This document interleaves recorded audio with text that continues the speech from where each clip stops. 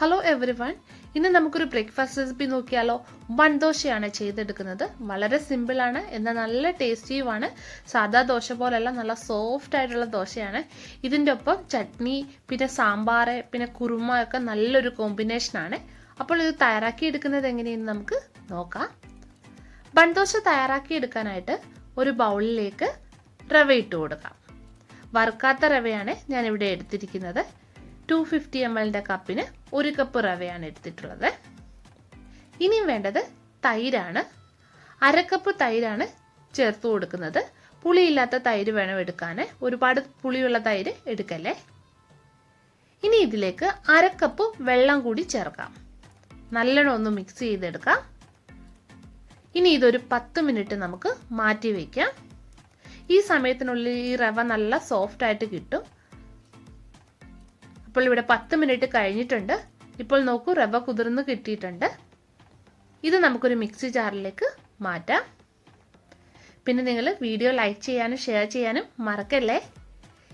ഇതിലേക്ക് ഇനി സ്വല്പം വെള്ളം കൂടി ചേർത്തിട്ട് നല്ല പേസ്റ്റ് പോലെ അരച്ചെടുക്കാം. മാവ് അരച്ചെടുത്തിട്ടുണ്ട്. ഇതൊരു പാത്രത്തിലേക്ക് നമുക്ക് മാറ്റാം. ഇനി ഇതൊന്ന് മാറ്റി വയ്ക്കാം. ഇവിടെ ഒരു പാനിലേക്ക് എണ്ണ ഒഴിച്ചു കൊടുത്തിട്ടുണ്ട്. ചൂടാകുമ്പോൾ കടുകിട്ട് നമുക്ക് പൊട്ടിച്ചെടുക്കാം. അപ്പോൾ കടുക് പൊട്ടി വന്നിട്ടുണ്ട്. ഇതിലേക്ക് കുറച്ച് ഉഴുന്നുപരിപ്പ് ചേർക്കാം. ഉഴുന്നുപരിപ്പൊന്ന് മൂത്ത് വരണേ. ഇനി ഇതിലേക്ക് 1 സ്പൂൺ ഇഞ്ചി ചെറുതായിട്ട് അരിഞ്ഞത് ചേർക്കാം. ഇനി സവാള അരിഞ്ഞത് ചേർക്കാം. ഒരു സവാള ചെറുതായിട്ട് അരിഞ്ഞെടുത്തതാണ്. സവാള ഒന്ന് ട്രാൻസ്പെറൻ്റ് ആയി വന്നാൽ മാത്രം മതി. ഇനി പച്ചമുളക് അരിഞ്ഞത് ചേർക്കാം. പിന്നെ കുറച്ച് കറിവേപ്പില അരിഞ്ഞത്. ഇനി ഇതിൻ്റെ ഫ്ലെയിം നമുക്ക് ഓഫ് ചെയ്യാം. ഇനി ഈ മാവിലേക്ക് ഇത് ചേർത്ത് കൊടുക്കാം. നല്ലോണം ചൂടാറിയതിന് ശേഷം വേണം മാവിലേക്ക് ചേർത്ത് കൊടുക്കാൻ. ആവശ്യാനുസരണം ഉപ്പ് ചേർക്കാം. കുറച്ച് പഞ്ചസാര, സ്വല്പം കായപ്പൊടി, പിന്നെ മല്ലിയില ചെറുതായിട്ട് അരിഞ്ഞത് ചേർത്ത് കൊടുക്കാം. ലാസ്റ്റിൽ ഞാൻ ഇതിലേക്ക് സോഡാപ്പൊടിയാണ് ചേർത്ത് കൊടുക്കുന്നത്. നമ്മൾ ഇതിൽ സോഡാപ്പൊടി ചേർക്കുമ്പോൾ ഇത് നല്ല സോഫ്റ്റ് ആയിട്ട് വരും മാവ്. അതിനു വേണ്ടിയിട്ടാണ് സോഡാപ്പൊടി ചേർക്കേണ്ടത്. ഈ ഒരു റെസിപ്പി നമുക്ക് രാവിലെ പെട്ടെന്ന് ചെയ്തെടുക്കാവുന്നതേ ഉള്ളൂ. 10 മിനിറ്റിൽ മതി ഈ റവ കുതിർന്ന് കിട്ടാൻ വേണ്ടിയിട്ട്. ആ മാറ്റി വെക്കുന്ന സമയം കൊണ്ട് ഉള്ളി വഴറ്റുകയും പിന്നെ ഇതിന് വേണ്ട ചമ്മന്തിയോ എന്തുവാന്ന് വെച്ചാൽ തയ്യാറാക്കാനും പറ്റും. ഒരു 20 മിനിറ്റിനുള്ളിൽ നമുക്ക് ബ്രേക്ക്ഫാസ്റ്റ് തയ്യാറാക്കി എടുക്കാൻ പറ്റുമേ. അപ്പോൾ മാവ് ഇവിടെ ആയി വന്നിട്ടുണ്ട്. ഈ കൺസിസ്റ്റൻസിയിൽ വേണം മാവ് ഇരിക്കാൻ വേണ്ടിയിട്ട്. ഒരുപാട് വെള്ളം ആയി പോകരുത്.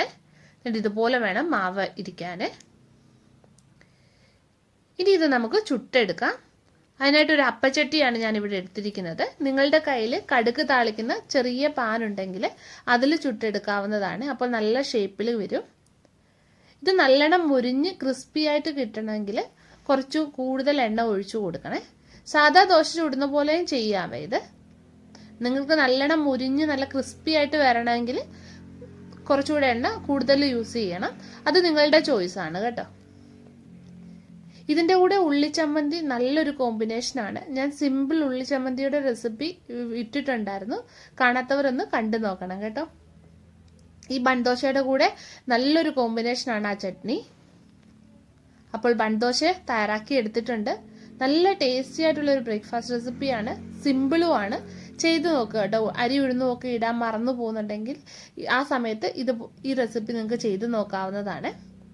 പിന്നെ പോകുന്നതിന് മുമ്പേ വീഡിയോ ഒന്ന് ലൈക്ക് ചെയ്യാനും ഷെയർ ചെയ്യാനും മറക്കല്ലേ. പിന്നെ ചാനൽ ഇതുവരെ സബ്സ്ക്രൈബ് ചെയ്യാത്തവരുണ്ടെങ്കിൽ ഒന്ന് സബ്സ്ക്രൈബും കൂടെ ചെയ്തേക്കുക. വീണ്ടും നമുക്ക് മറ്റൊരു നല്ല റെസിപ്പിയുമായിട്ട് കാണാം.